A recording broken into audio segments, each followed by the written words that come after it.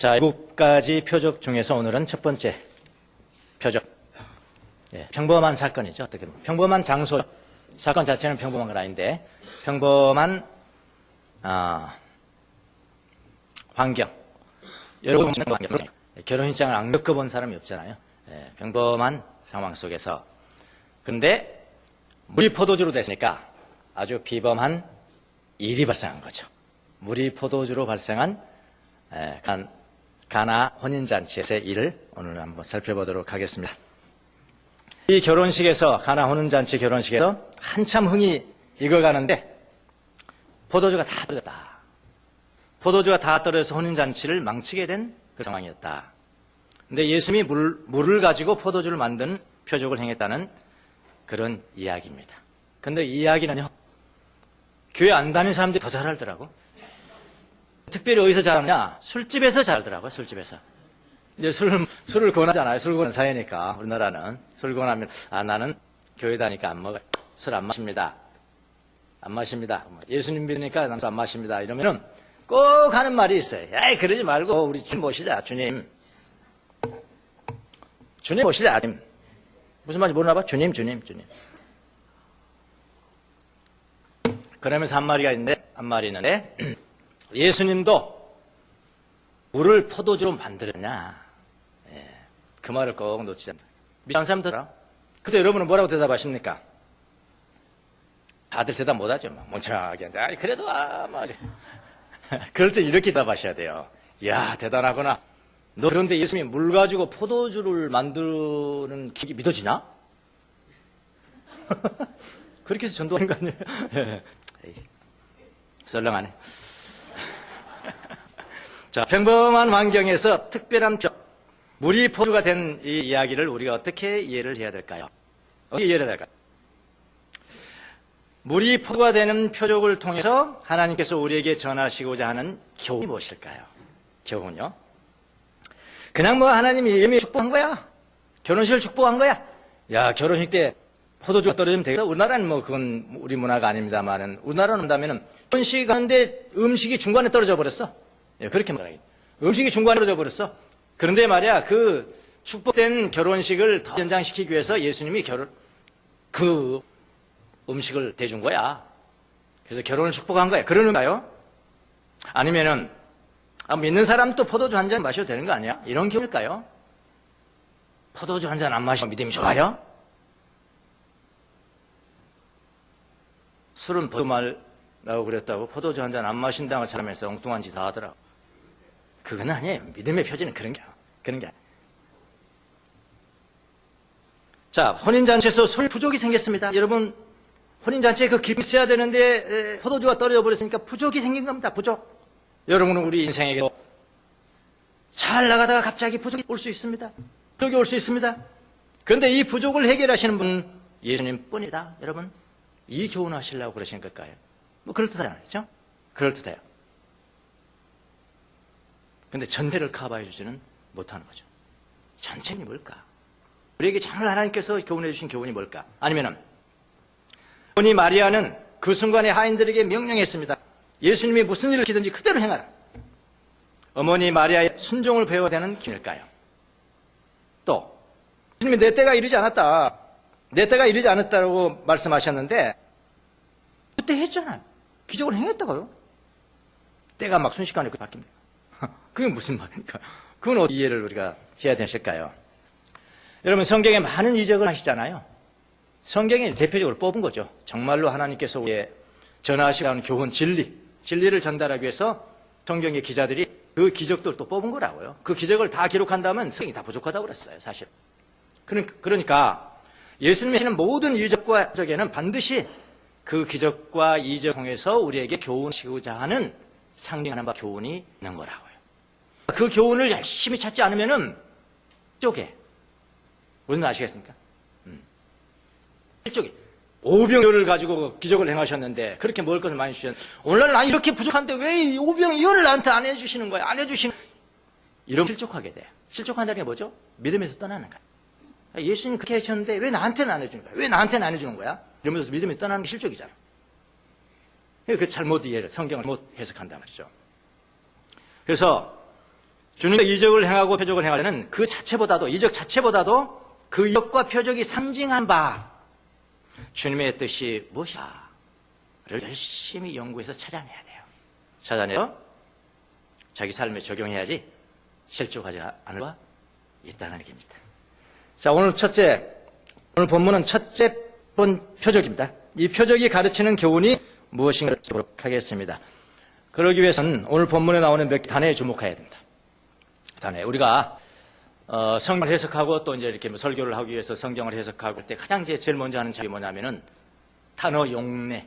단어가 어떻게 쓰였을까? 2000년 전에 이 단어는 무슨 뜻이었을까? 어떤 의미로 쓰였을까? 그것부터 연구해요. 그것도 연구해서 2000년 전에 이 전체의 이 본문 텍스트가 중요한 메인 아이디어가 뭔가, 중요한 주제가 뭔가, 그게 나와야 되는 거거든. 그 메인 주제를 잘못 찾으면은 지금 하나님의 뜻을 잘못 전달하고 있어요. 아시겠습니까? 그 성경을 통해서 메인 아이디어를 잘 찾았으면은 그것을 전달하는 데 있어서 조금 어눌해도 괜찮아요. 막 달변가 아니라도 괜찮다고. 설교는 달변가만 하는 게 아니거든요. 설교는 막 달변에서 울고 웃기는, 히틀도 울고 웃겼어요. 특히 여인네들을 이셔졌는데 연설 한번 하면 사람이 울었습니다. 그게 하나님입니까? 하나님의 뜻이 아니고도 얼마나 성중을 울기도 만들고 웃기기도 만드는 거예요. 그게 아니고요. 진짜 설교는 가장 중요한 게 하나님의 뜻이 무엇인가를 잘 발굴해서 그것을 뭐 잘 전달하면 좋겠죠. 금산참하겠죠. 그렇지 않다 어눌하다 하더라도 전달 주는 거, 그게 더 하나님께서 기뻐하시는 거거든. 그래서 그건 중심 뜻이 뭘까? 우리에게 이 표적을 통해서 하나님 우리에게 전달해 주시고자 하는 그런 아이디어가 뭘까? 이걸 찾는 것. 저만이 아니고 여러분도 마찬가지 성경 읽을 때요. 그걸 항상 찾으. 자, 오늘 표적이 주는 중심 아이디어가 무엇일까를 살펴보기 위해서는 몇 가지 단어에 주목해야 됩니다. 바로 혼인잔치, 그 다음 유대 사람의 정결 예법에 따라 물항아리 6개, 이런 것들은 아주 중요한 단어 용례, 단어가 어떻게 쓰였을까, 어떤 의미로 쓰여졌을까를 그 당시 2000년 전에 그거를 연구해서 아주 중요한 키워드죠. 예. 포도주, 뭐 이런 단어들은 아주 중요한 단어입니다. 결론으로 조금 제가 말씀을 보여드린다면은 잔치에 꼭 여기서 예수님께서 행하셨을까? 잔치라는 건 항상 천국을 가르쳐 주는 거거든요. 예수님 잔치를 많이 즐기셨잖아요. 잔치, 술이 있고 먹을 것이 있고. 그래서 바리새인들이 항상 표적에 등했죠. 마시기를 좋아하고 먹기를 탐한다. 자기들은 금식을 좋아하는 사람들입니다.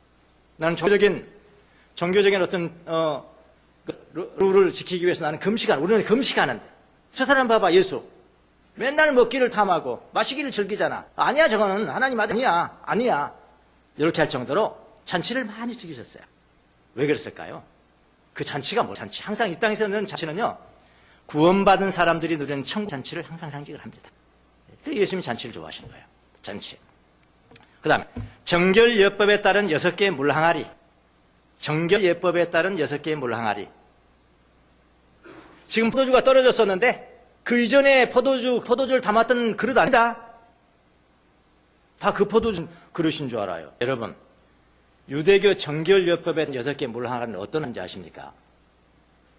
성 예배를 드리기 전에는 항상 유대인들은 몸을 씻어요. 손도 씻고 몸도 씻고 발도 씻고. 이게 정결 예배. 거기다 포도주를 넣었다고요? 그거 있을 수 없어. 우리 그렇게 이해하시면 안 돼. 다르게요. 포도주 가족 되겠죠. 가족 푸대. 혼인잔치에 내는 포도주는 가족 푸대예요. 이게 떨어져 버린 거예요. 그런데 이번에 예수님께서 행하실 때 물을 어디다 담으라고요? 정결 예법에 따른 물항아리 6개 담으라는 거예요. 자, 이것은 뭐냐면은, 그러니까 이런 단어 하나만 잘 해석해도 그냥 나와버려요. 메인 아이디어가 뭔지를. 뭐냐면은, 유대인들의, 그러니까 그들은 성전 예배, 성전 제물과 여기는 사람들입니다. 지금도 성전 예배. 물론 지금은 회당에서 예배를 드리지만은 성전 예배. 그 식구하는 것은 성전 예배가 최고다. 하나님의 뜻이야. 하나님의 완성이야. 이게 유대교 또는 성전 제도. 의미하는 거예요. 6개 물 항아리. 그 다음에 포도주가 떨어졌다. 포도주가 떨어졌다. 그러니까 떨어졌다는 것은 부족하다는 거예요. 부족하다. 부족하다는 걸 뭘 상징할까요? 성전 제도. 유대교는 더 이상 작동하지 않는다. 더 이상 작동하지 않는다. 그걸 상을 해요. 그래서 물로 포도주를 만들었다는 것은 그 잔치를 완성하시는 분이 바로 누구시라고요? 예수님이시라. 성전 제도의 부족을 완성하시는 분이 누구시냐면 예수님이시라. 그래서 물로 포도주를 만드는 표적을 통해서 하나님께서 우리에게 보여주고자 하는 의미는 뭐냐? 오직 예수님만이 성전 제도를 완성하시는 분이시고 유대교를 능가하고 유대교 위에 계시는 분이고요. 그 다음에 유대교를 완전히 대치시켜라. 리플레이스먼트. 됐다. 이거 예수님이야. 성전 제도를 대신해서 예수님이야. 유대교 대시해서 대치하는 거 아시죠? 바꿔버렸어요. 완전히. 그거 말씀하시는 거거든. 이 전체가. 그리고 이거 보면 그냥가 돼요. 자, 여러분, 유대교가 어떤 교입니까? 고등종교입니다. 윤리면에서도 고등종교고요. 교리면에서도 고등종교입니다. 고등종교 중에서도 고등종교죠. 뭐가요? 유대교가요. 유대교. 그런데 그런 고등종교도 불완전하다는 것입니다. 오직 예수님만이 그 종교를 완성시키는 분이십니다. 이 세상의 모든 종교는 다 불완전합니다. 사실 종교 가지고 구원할 수 없어요. 이 세상의 모든 종교는 다 불완전. 종교를 완성시키는 분이 예수님이세요. 예수님은 종교 가운데 계신 분이 아닙니다. 종교를 초월하신 분입니다. 예수님을 특정 종교의 교주라고 말하지 않습니다. 우리는. 예수님을 누가 교주라고 이야기할까? 신성 못 오죠. 예수님은 종교를 초월하신 분이에요. 예수님은 종교가 아니고요. 그분은 생명이세요. 저도 예전엔 그랬어요. 기독교, 종교지. 근데 제가 예수님을 만나거든요. 예수님 저를 만나주셨어요. 인격적으로. 그때 저는 선포하기 시작했습니다. 여러분, 예수님은 종교가 아닙니다. 이 세상 사람들이 사고체계로 만든 종교가 아닙니다. 예수님은 생명이세요. 종교를 초월하신 분이시고요. 그렇게 전파하기 시작했죠. 아마 맞을 겁니다. 여러분, 유대교로도 잔치가 파장됩니다. 여기 보잖아요. 잔치가 파장됐죠. 포도주가 부족하니까 잔치가 파장됐습니다.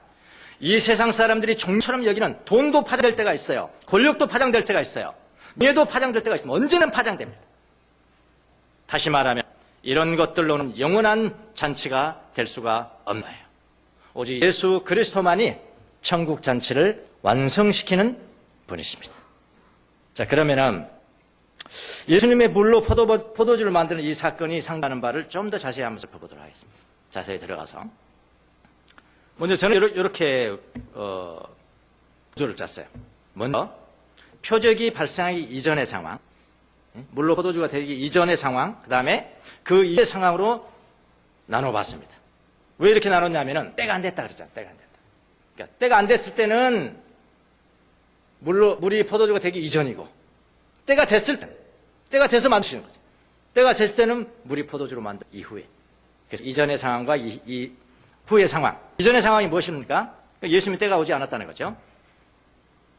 자, 갈릴리 가나라는 곳에 혼인잔치가 벌어졌습니다. 혼주는 누구냐면은 예수님의 어머니 마리아와 굉장히 가까운, 몇 촌 되는지는 모르겠어요. 아주 가까운 친친과 같습니다. 유력한, 상당히 잘 살고요. 부자고요. 더구나 굉장히 가까운, 왜냐면은 예수님의 어머니가 지금 혼주가 아님에도 불구하고 명령하는데 그렇게 들어야 돼요. 하인들이야. 하인 한 사람이 아닙니다. 많은 하인들이 있어요. 그 정도면은 상당히 유력한 사람이고, 그리고 마리아를 초대했을 뿐만 아니라 예수님과 그 다음에 예수님의 제자들까지 초대한 곳이니까 상당히 부잣집이고 유력한 사람의 혼인집인 것 같습니다. 자, 이런 사람들은 많이 뭘 음식으로 내느냐에 따라서 이 집은 괜찮아네. 그렇잖아요. 우리나라도 그러잖아요. 우리나라도 혼인집에 진짜 흑산도 홍어 나왔다. 괜찮은 집안이고. 가오리 더 나오는 거네. 무슨 말인지 모르시나 봐. 홍어는 비싸요. 흑산도 홍어는 더 비쌉니다. 이러면. 그러잖아요. 근데 이 자기를 이제 과시하기 위해서 얼마나 좋은 포도주를 내놨는데. 이 포도주가 떨어져 버렸네요. 얼마나 맛있는지 막 2잔씩 다 먹었나 봐. 얼마나 맛있으니까.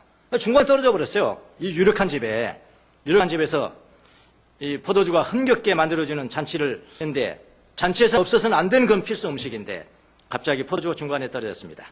자, 포도주가 떨어졌다는 것은 그 사람들에게는요, 잔치가 파장됐다는 거예요.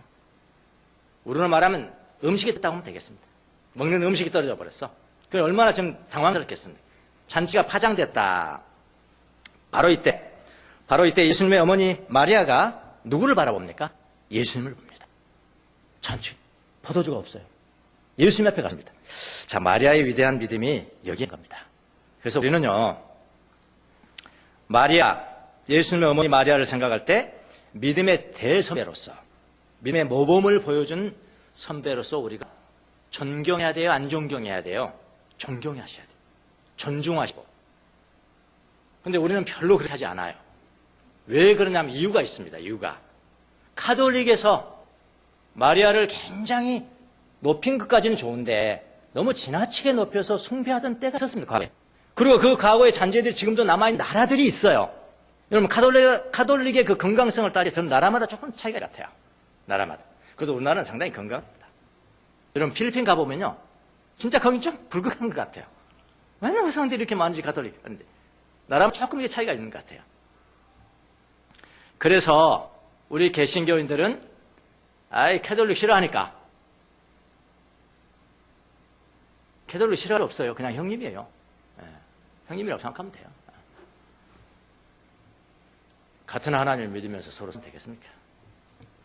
근데 거기는 그렇게 생각했는데, 카톨릭은 1962년 제2바티칸 공의에서 개신교인들을 뭐라고 그랬냐? 분리된 형제들이라고 했습니다. 그게 선언했어요. 1962년. 그걸 또 우리를 이단이라고 생각했거든요. 우리도 이단이라고 하면 그들도 우리를 이단이라고 해요. 근데 이러면 안 된다. 우리가 하나님을 섬기는데 1962년 제2바티칸 공의에 의해서 분리된 형제들이라고 부른다. 그렇게 바꿨으면 공적으로 그랬어요.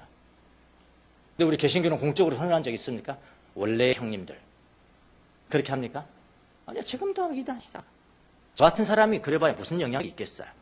몇만 명, 몇십만 명 있는 사람들이 역사 공부도 안 하고 그냥 무조건 조금 다르다고, 제도가 조금 다르다고 막 무조건 이단으로 해버렸으니까. 그러니까 정말 그들이 존중하는 마리아를 우리도 같이 존중하고 존경하고 본받아야 되는데 그런 것이 아예 마음에 안 드는 거예요. 마리아 그러면 캐톨릭, 마리아 그러면 파틀로야 되니까. 그래서는 안 되는 겁니다. 성경 앞에서 정직해야 돼요. 예. 성경적으로 어떤가, 성경적으로. 그래서 우리는 믿음의 대선배로서 마리아를 존경하고 숭배하진 않지만 존경합니다. 자, 마리아가 예수님에게 다가갑니다. 포도주가 떨어졌다가. 포도주가 떨어졌습니다. 그 순간에 여러분 예수님을 찾아간다는 게 그게 아무나 할 수 없는 겁니다. 지금 마리아 자기 자식이기 때문에 알죠. 그분이 어떤 사람, 어떤 분이라는 것을. 근데 예수님이 대답을 합니다. 어떻게 대답하냐면, 여자여, 그것이 나에게 무슨 상관이, 나와 당신에게 무슨 상관이 있습니까? 아직도 나의 때가 오지 않았습니다. 이렇게 얘기하니까, 와, 상스럽게 여자여 했다고. 근데 단어 용례를 몰라서 그러죠. 우리가 그렇게 이제 번역했지만 2000년 전에 그 당시에 그 문화에서 그렇게 이 용어를 쓴 것은요, 존경의 의미를 가진 호칭입니다. 그러니까 여자여 이렇게 보시면 안 돼요. 그런 존경의 의미를 가진, 뭐 마담 그래도 되나요? 마담? 하여튼 존경의 의미를 가진 호칭이지 여자여 그렇게 하면 와, 이건 정말 성스럽다고 그렇게 여기시면 안 돼요. 존경의 의미를 가진 호칭이고요. 그 다음에 뭐라고 그러냐면, 나의 때가 오지 않았습니다. 나하고 무슨 상관이 있습니까, 지금? 이 분위기를 보세요. 이 분위기를 보세요. 당신과 나에게 아무 상관이 없고, 지금 상관이 없고, 내 때도 이르지 않았고요. 이게 무슨 말일까요? 이런 이야기입니다. 나의 때가 오지 않았다는 것은 지금 사람들의 관심사하고 나의 관심사, 예수님의 관심사가 지금은 다릅니다. 지금은 다르다.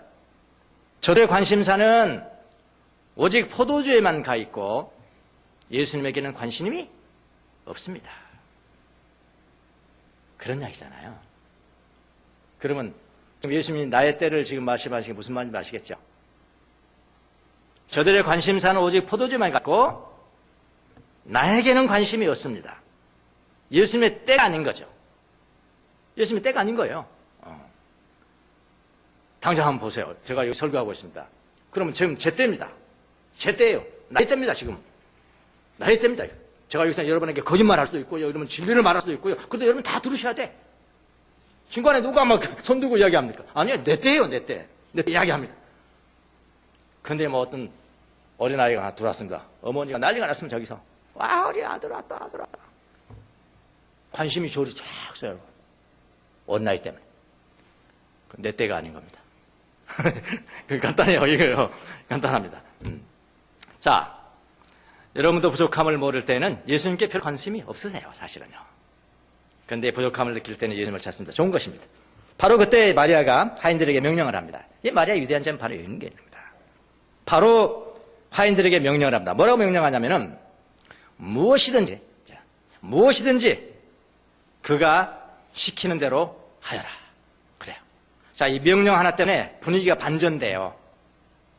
분위기가 완전 반전입니다. 이 명령은 뭐냐면은 예수님의 때가 왔음을 의미하는 겁니다. 6절에 5절에. 그 어머니가 일꾼들에게 무엇이든지 그가 시키는 대로 하여라. 그러니까 이렇게 명령을 할 수 있는 권위가 있고요. 그 다음 위치도 있고요. 그런 사람이 명령하는 거예요. 바로 이분이 시킨 대로 무엇인지 그대로 해야 된다. 명령을 합니다. 그렇게 명령을. 바로 마리아의 이 명령 하나에 사람들의 관심사가 달라지기 시작합니다. 조금 전까지는 포도주에만 관심이 있었는데 마리아의 명령 하나로 그들의 관심이 모두가 다 누구에게로 쏠렸을까요? 예수 그리스도에게로 쏠리기 시작합니다. 마리아의 위대함이 여기에 있는 거예요. 사람들이 지금은 예수님만 지켜보고 있습니다. 바로 반전됐잖아요. 바로 예수님만 지금 뭘 하실까? 그가 무슨 행동을 하실까? 그대로 해야 되니까. 이제 예수님의 때가 된 것입니다. 그런데 예수님이 이상한 명령을 행하세요. 이상한 명령을 행하십니다. 아니, 포도주를 만드시려면 포도주가 떨어지기 전에 그 포도주 통에 관심을 가져야 되는 거 아니에요? 거기다 뭘 하셔야 되는 거 아니에요? 근데 전혀 다른 곳을 지목하세요. 그것은 무엇이었냐면은 유대 사람들의 정결 예법에 따라 돌로 만든 물 항아리 6통. 6절.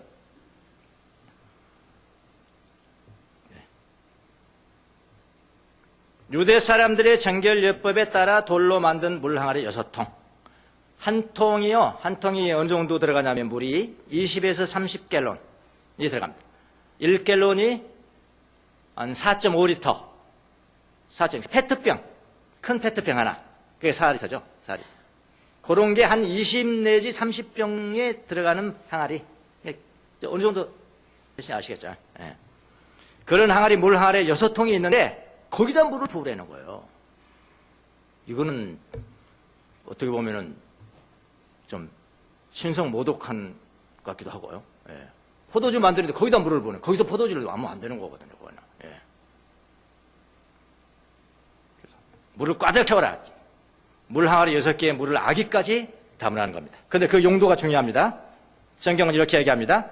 유대 사람의 정결예법에 따라 돌로 만든 물 항아리. 예수님은 그 물 항아리를 제목하십니다. 정결예법을 위한 물 항아리는 뭐냐면은 유대인들이 성전 예배를 드리기 전에 몸을 아주 깨끗하게 씻어야 됩니다. 성전 예배를 준비하는 아주 중요한 의식이에요. 씻는 의식이에요. 중요한 의식이죠. 그곳에 물을 담고 그 다음에 뭐라고 하냐면 떠다 드려라. 이렇게 명령을 해요. 그럼 하인들은 그대로 명령에 따라야 돼요. 예, 물을 떠다 드리라. 연회장에게 드려라. 하인들이 물을 떠다가 연회장에 주는데 그 물이 뭘로 변해? 포도주로 변하고 아주 극상품 포도주로 변한 겁니다. 자, 이런 일이에요. 뭐 간단하잖아요. 이것은 무엇을 상징합니까? 6개의 물 항아리는 유대교를 상징합니다. 성전 제도를 상징해요. 유대교, 성전 제도, 포도주가 떨어져 파장하는 잔치와 같다. 그거 상징하는 거거든. 유대교, 예수님이 오신 한 유대교와 성전 제도는 이제 파장돼 끝났어. 이제 끝난 거야. 거기에는 기쁨도 없고, 거기는 잔치도 없고, 거기는 생명도 있을 수가 없다. 이 표적을 통해서 그걸 보여주시는 거예요. 바로 예수님이 그 물을 포도주로 만드십니다. 포도주는 잔치를 완성하는 거예요. 잔치를 완성. 예수님만이 천국 잔치를 완성하실 수 있는 분이라는 뜻이에요. 예수님만이 종말에 우리에게 뭘 갖다 줘? 구원을 갖다 주신 분이라는 의미입니다. 예수님만이 인간의 영적인 결핍, 영혼의 결핍을 채워주시는 분을 의미합니다. 다 전했어요. 여러분은 예수님을 만났습니까? 기독교라는 종교 그거 아느냐? 뭐 예배에 대해서 아느냐? 그거 이야기에 묻고 있지 않습니다. 예수님을 만나셨냐고요. 예수님을 영혼의 속에 모셔드렸냐고요. 여러분이 이 세상에 가지고 있는 모든 고등종교, 어떤 고등종교를 가지고 있다 할지라도 기독교도 고등종교일 수 있어요. 심지어 기독교조차도 예수님 빠진 기독교가 얼마나 많은데, 예수님 빠지는 교인들이 얼마나 많은데,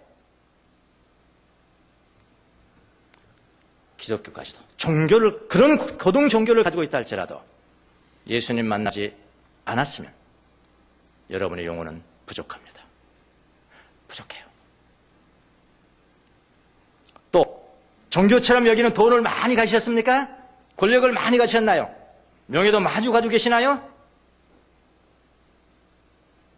오늘 예수님의 상징으로, 표적으로 상징하는 가 무엇입니까? 그것으로는 구원의 기쁨을 채울 수 없다는 겁니다. 예수님 만나셔야 합니다. 예수님 만나셔야 돼요.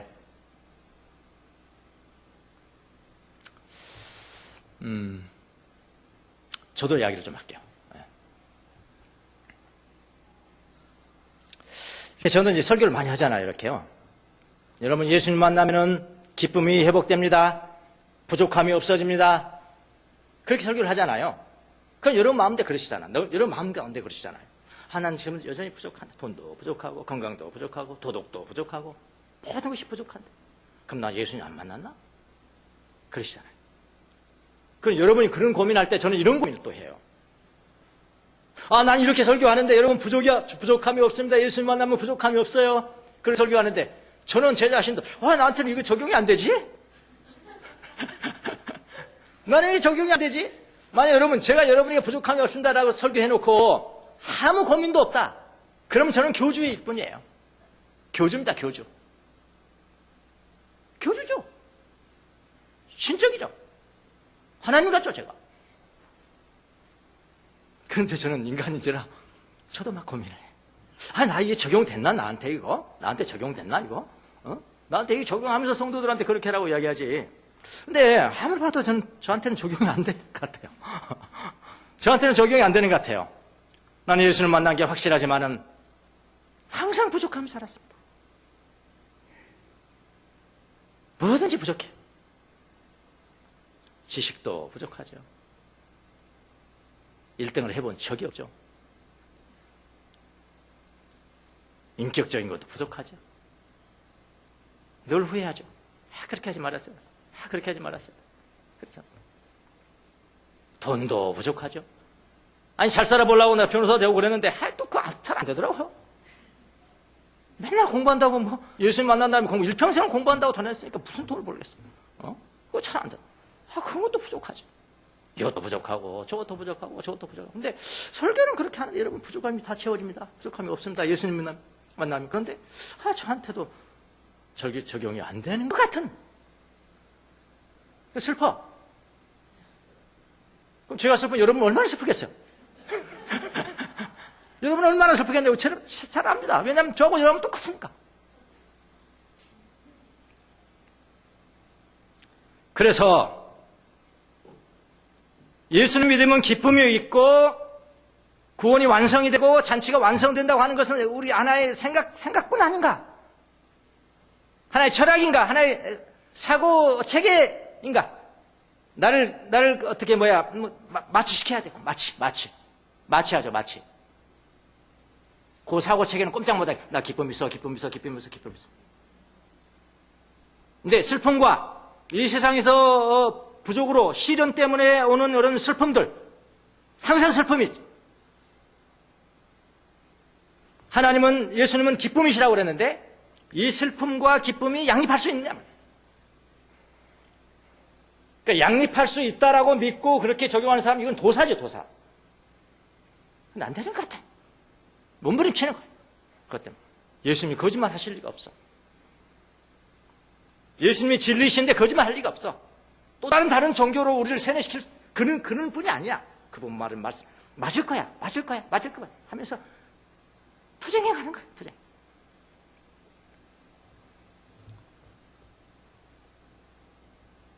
설교는 항상 하지만 제게 슬픔이 다가올 때는 늘 의심이 드는 거죠. 의심이.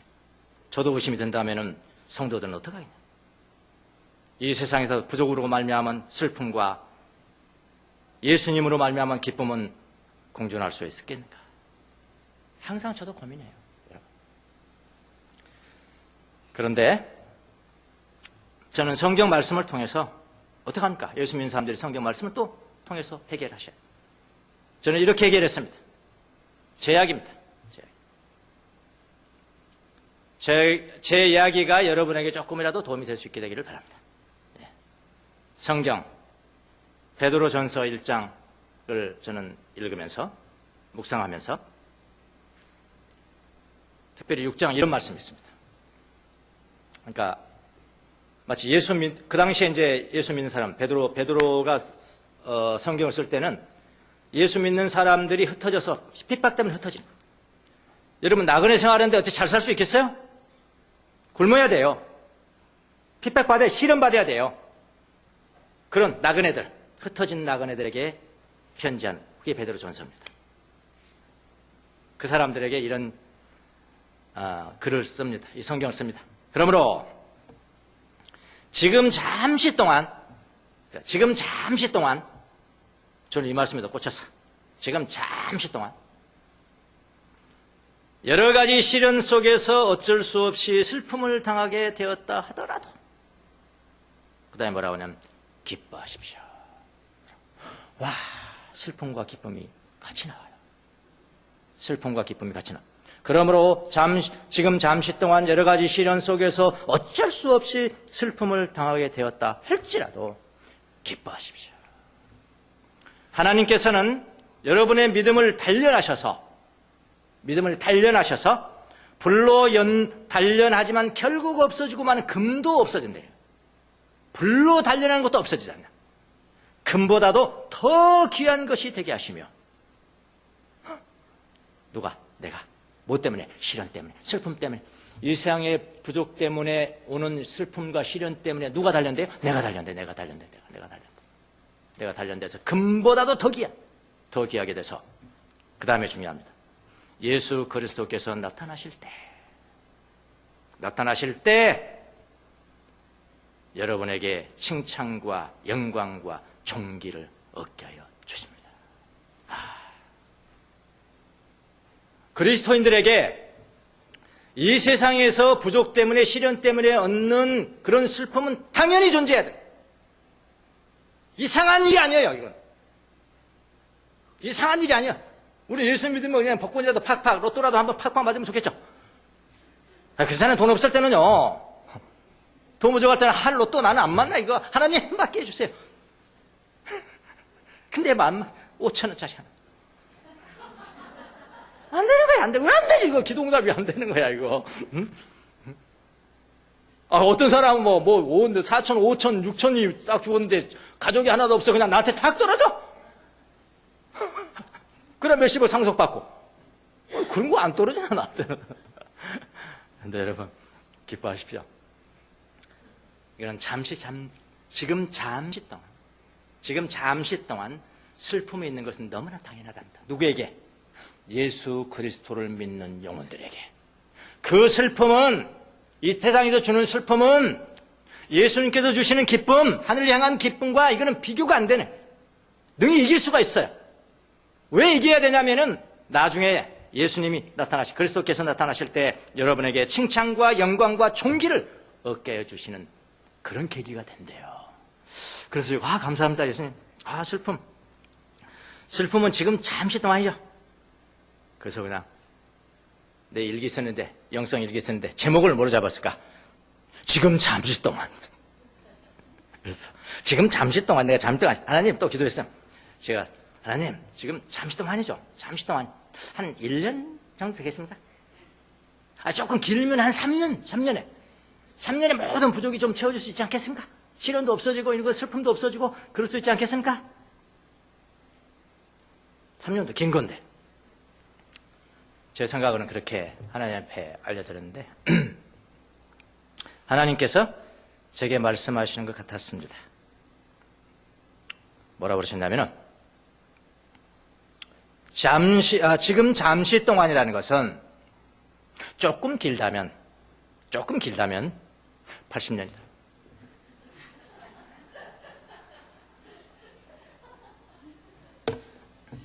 왜냐하면 우리의 연수가 70이요 강건함은 80이라도 내가 80년을 생각할 때 길면 길겠지만은 그게 나에게 무슨 상관이냐. 주님에게는 1000년도 지난 어제 같으며 밤의 한순간과도 같습니다. 그래서 80년 너무 억울해서 또 다시 계산했어.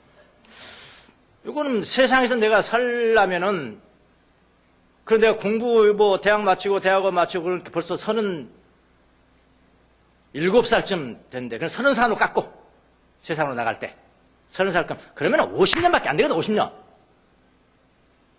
감동이 안 되시나요? 50년밖에 안 된다니까. 그래야 50년 이제 이런 것들이 믿어져야 되는 겁니다. 사실은 길어야 80년 길어야 80년.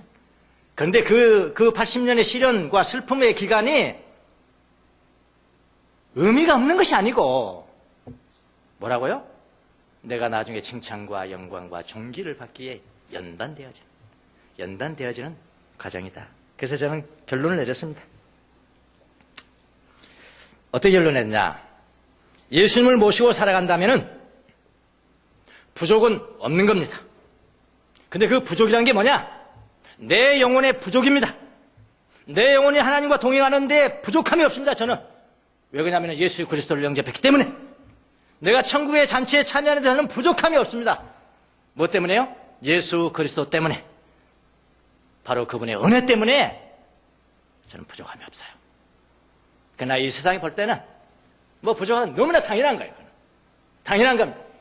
여러분이 무슨 여러 가지 탓하겠죠. 내 조상이 더 좋았으면 부족하면, 그래, 쓰레기. 내가 자식을 잘 뒀더라면 자식들로부터 보도, 그것도 다 쓰레기. 다 쓰레기. 나는 예수 믿고 난 다음에 내 영혼은 주님 앞에 부족함이 없습니다. 천국 가는데 부족함이 없고, 구원받는데 부족함이 없고, 천국의 잔치를 누리는데 부족함이 없고, 그러나 이상 내가 잠시 동안 육체적으로 시련을 당하고 슬픔을 당하는 것은 내가 금보다도 귀한 게 단련이 되어서 나중에 내가 예수님 앞부터 칭찬받고 영광을 받고 존귀를 받기에 충분할 수 있도록 하기 위해서 그런 기회일 뿐입니다. 지금은 잠시 동안이다. 길면 몇 년이라고요? 80년. 요즘은 100년. 좀 억울해 하시는 분 계실 것 같아서 100년. 길면은 100년 동안 내가 그냥 부족함 가지고 내 육신의 부족함 가지고 그냥 살아가는 건 너무나 당연한 것이고요. 너무나 이상한 일 당하듯이 그렇게 하지 말라. 저는 그렇게 확정지어버렸죠. 그래서 괜찮아요. 오케이. 부족도 괜찮고요. 괜찮습니다.